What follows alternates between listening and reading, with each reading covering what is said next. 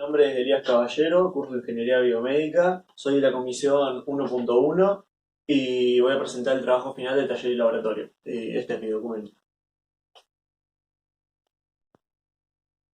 El trabajo consiste en armar un circuito rectificador de onda completa con 4 diodos, el cual como componente lleva un transformador que puede ser de 12 volts, o sea, de 220 voltios en el primario y 12 en el secundario. En mi caso yo tengo uno que es de 220 voltios en el primario, 9 en el secundario y 300 miliamperes. Bueno, también lleva una llave de 2 o 3 posiciones, un capacitor, que el mío es de 100 microfaradios, una resistencia de 470 ohms, 4 diodos, rectificadores, 1N 4007 y bueno, cable bipolar. Acá yo puse unos termocontraíbles y el enchufe toma macho para enchufarlo a la corriente de casa. Bueno, lo primero que hacemos es enchufarlo a la corriente de casa, la cual es de 220 voltios eficaz, 220 voltios eficaz y 50 Hz, la cual es la corriente en toda Argentina. Acá se puede ver en la hoja que en los cálculos hechos, al tener 50 Hz de frecuencia, 1 dividido 50 Hz dará el periodo de la señal, que es 0,02 segundos. Entonces, ingresan los 220 voltios, en el transformador pasan por el primario al secundario, del secundario pasan a ser 9 voltios y nada, lo que vamos a pasar a realizar es primero medir el voltaje en la resistencia sin capacitor, que es como está ahora, con la llave apagada, la llave abierta, y después lo vamos a medir con capacitor. Y vamos a comparar los voltajes medidos con los que yo había medido previamente y los que tendrían que ser teóricos. Entonces ponemos el multímetro en continua en la escala de 40 voltios y medimos sobre la resistencia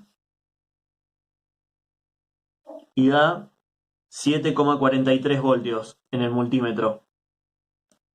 Entonces, como podemos ver, yo previamente lo había medido acá y el voltaje acá están al revés los voltajes, pero sin capacitor me dio 7,3 y ahora me dio 7,4. Es casi lo mismo.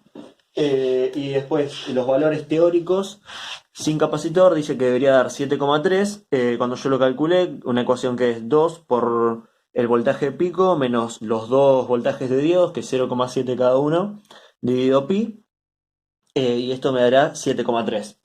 Después, cuando ponemos la llave cerrada, el capacitor se empieza a cargar, entonces cuando el voltaje de la resistencia llega a su valor pico y se empieza a descargar, va a haber más carga en el voltaje del capacitor que en la resistencia. Entonces el capacitor va a tender a descargarse hasta que hasta que la resistencia se cargue de nuevo y vuelva a tener más voltaje del capacitor, ¿no? Entonces, cuando medimos el voltaje en la resistencia con el capacitor, ahora el voltaje será de 11,31. 11,31 voltios es el voltaje de la resistencia con capacitor, y si vemos en los valores teóricos que debería dar, dice, la ecuación es el valor pico menos el voltaje del diodo multiplicado por 2 por 1 menos el período, que es 0,02, por dividido 4 por tau. El tau es la resistencia por el capacitor, que el capacitor eran 100 microfaradios y el tau es 0,047 segundos.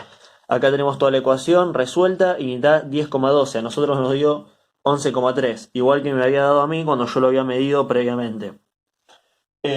Bueno, eso es todo. Vamos a desenchufar el circuito. Y así podemos verlo por abajo y podemos ver las soldaduras. Debajo podemos ver las soldaduras. Nosotros unimos todas la resistencia, los diodos, están todos unidos a partir de estaño, el cual fue soldado. Acá se ve como el cable lo soldamos directamente hacia los diodos. Los diodos creo que son 2 y 3.